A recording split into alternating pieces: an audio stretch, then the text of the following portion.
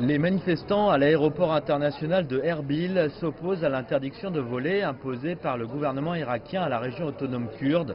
Ces messages accrochés à des ballons sont là pour faire connaître la position des Kurdes et non pour véhiculer de la colère. Mais l'interdiction provoque tout de même de la frustration. C'est pour ça que l'interdiction des vols va avoir un impact direct sur un nombre de membres de la société et que c'est considéré comme une punition contre la région kurde et toutes les races, religions et ethnies vivant au Kurdistan. Dans le terminal, il n'y a rien. La plupart des compagnies aériennes ont annulé leurs vols. Erbil est une plaque tournante importante dans la région avec plus d'1 million de passagers par an. De nouvelles régulations concernant les visas et une meilleure sécurité en avaient fait une porte d'entrée privilégiée pour l'Irak. Les comptoirs d'enregistrement à l'aéroport international d'Erbil sont complètement vides depuis le départ du dernier vol.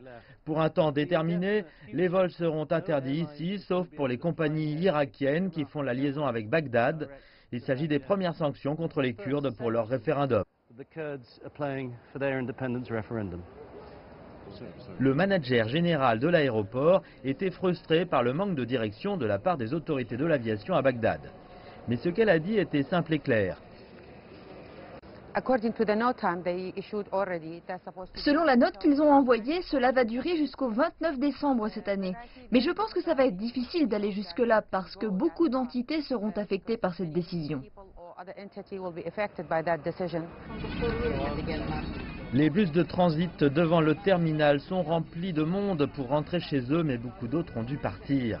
Des travailleurs d'aide et des membres d'ONG, des ressortissants étrangers fournissent de l'assistance aux camps en dehors de Mossoul, qui accueille maintenant plus d'1 million de déplacés.